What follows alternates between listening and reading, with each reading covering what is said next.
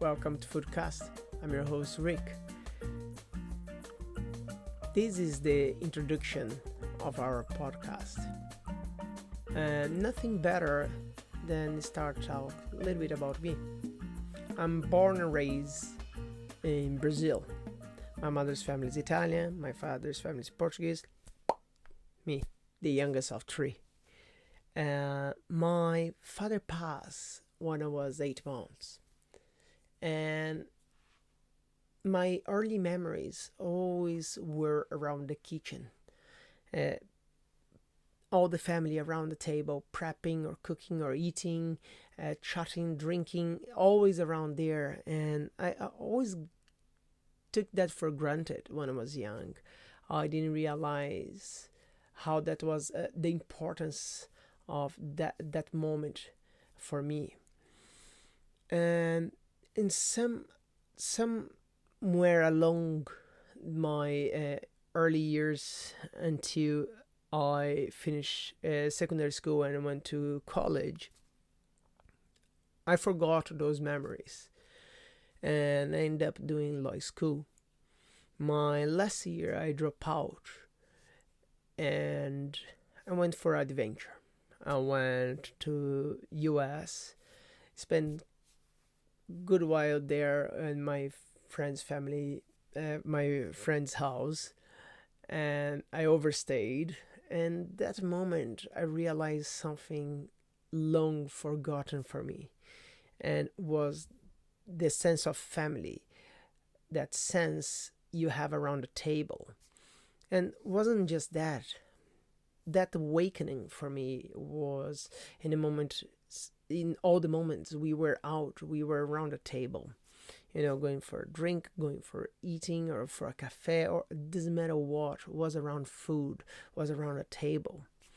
And that moment came back to my mind. What was my passion? What I love? What was true love for me? And it was spend the time around a table and bring happiness to people.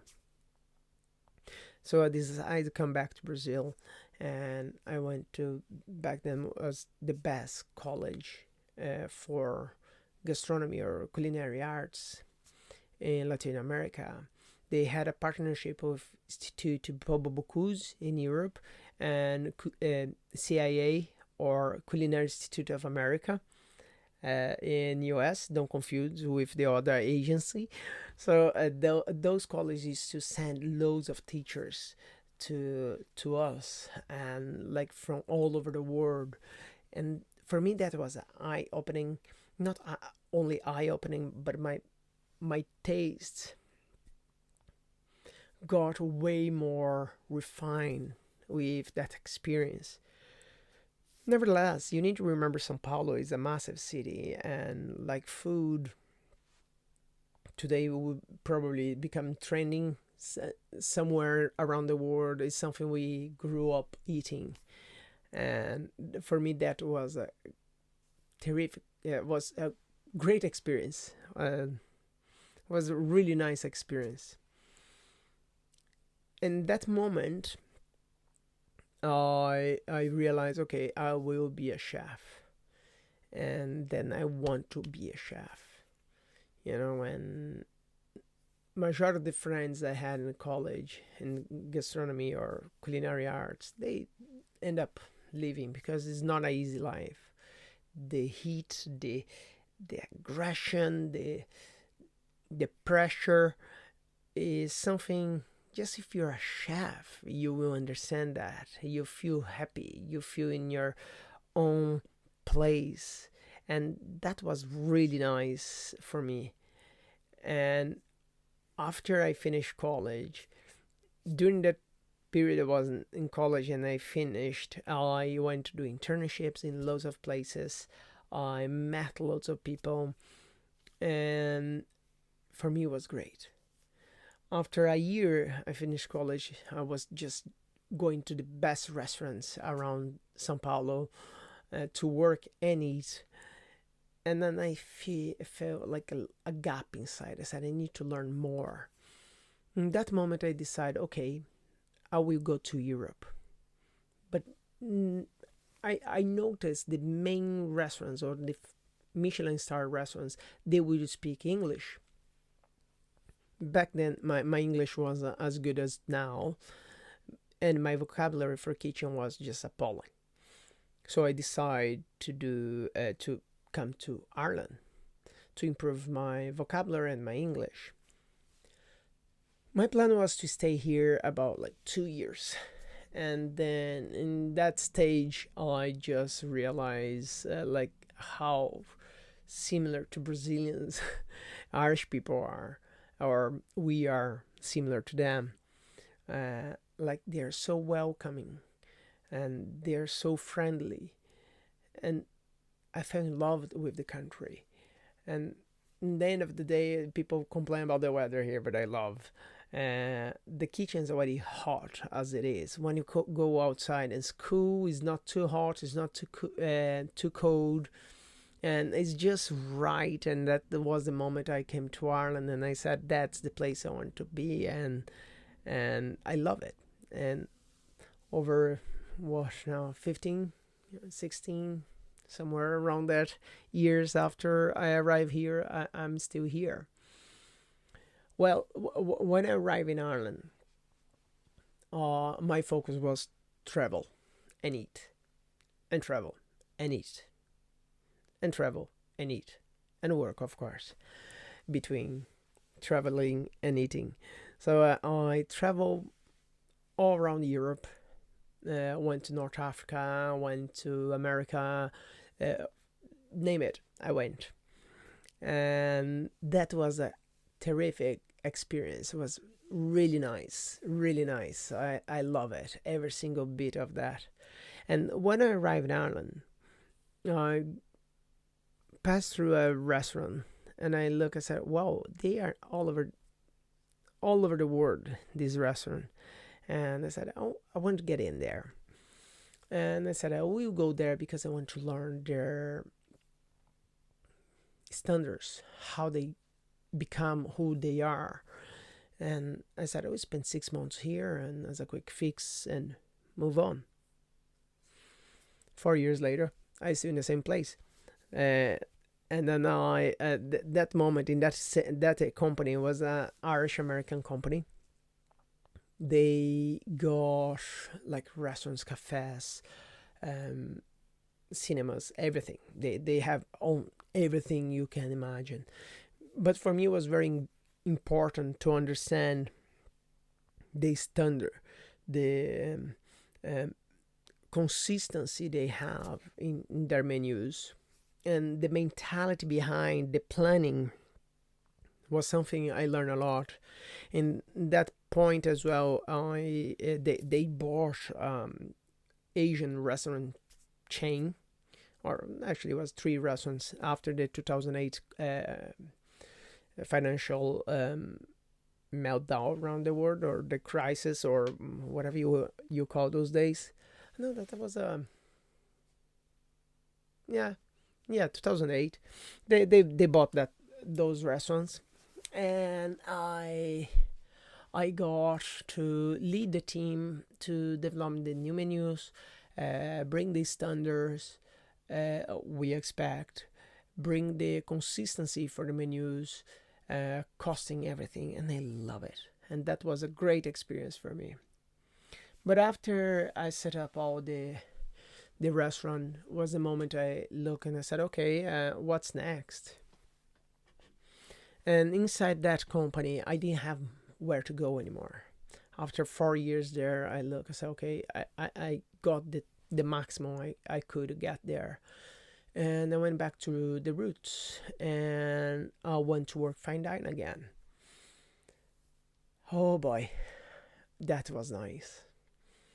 And that moment I went to work for, if not the best, one of the best chefs in the world, in my opinion, and stayed there for 2 years.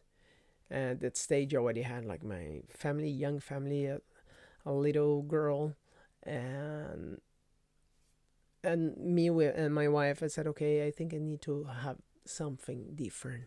I spoke with my wife, and she said, yeah, let's start to get something more structural. And lots of friends of mine, they were working in the catering industry. So I said, never tried that. Why not? Let's go to catering industry. And some say it was Monday to Friday, 7 to 3. Lie. I will tell you, spoiler alert, lie is a lie. You don't work Monday to Friday, 7 to 3 if you want to grow in your career. So that stage, I, I, I move on. I went to work. Back then was the catering company I went to work. Their food focus, and they were growing like crazy. Is a Irish-owned company, and I went to work for them.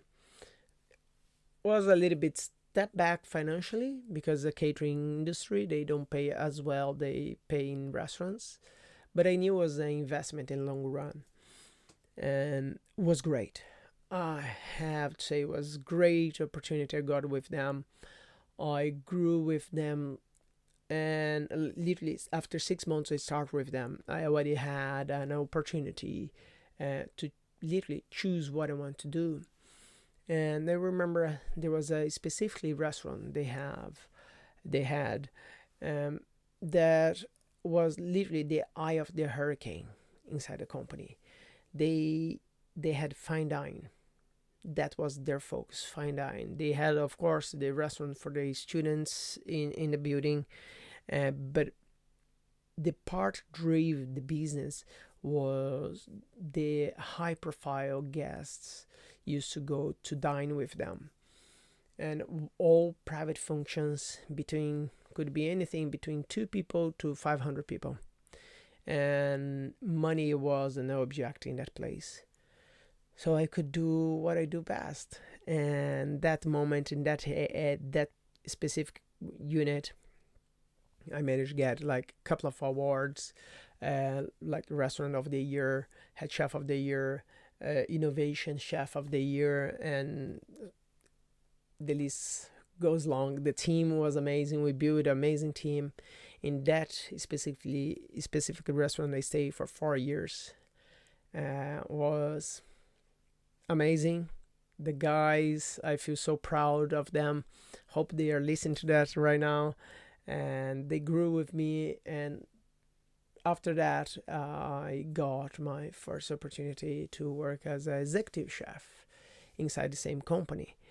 And that was to run 15 outlets in Dublin Airport, the international Dublin Airport. So it was amazing. Stayed there for a couple of years as well. And just about when I changed for the next step inside the company, the pandemic hit. Gladly, for the beginning of the pandemic, I still working with them. They had the hours, everything. And just going to the middle of the pandemic, and the change, things change, and the feelings start to change as well. The company, I felt the way they cave in, and wasn't the same company I went for. And I said, I think it's a moment to move on. That same sense, at same time, as everyone start to rethink about my life, what I'm gonna do, what's next. And it was very difficult to understand that. Even before that, I already had an idea what's going on in the world, and like the new order, how people change the industry. So that now how people are behaving inside the industry, how you need to change, adapt. And that's something I already had in my mind. In this period during the pandemic, I started to do videos in YouTube, but in Portuguese, guys. If you want to adventure and see some couple of the videos, you can go there, have a look. It is a cracker, really nice. Nevertheless, in that moment as well, I got my executive coach, something I always want to have. She's amazing. She's helping me a lot to develop as in my career as a person, as a professional, as a father, everything. I think is very, very nice to have someone along the way with you. And In that stage, I start to revisit what I want, and in the same point as well, I got the idea of the podcast and did some mock videos, work around, and that's where we are now. I got the podcast running. Is lonely, with the social media. Got another job. I went to work in a hotel for a couple of months. Was lovely because it was more cooking than paperwork or anything. Because when you start to go senior, they don't pay you for your hands; they pay you for your brain. It's something different. But like sometimes you miss that, like that action. And that's what I went there for. But the distance was killing me.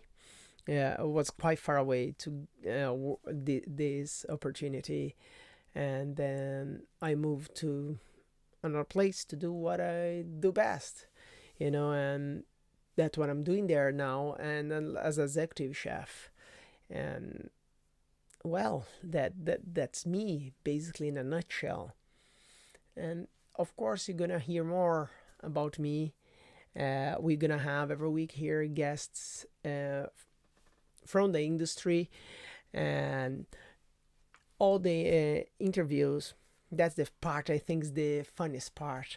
All the interviews last exactly a bottle of wine, and we're gonna do the review of our bottle of wines, and that's it. So, hope you enjoy the intro of FoodKast. I'm your host, Ricardo Teoflo, and thank you for listening.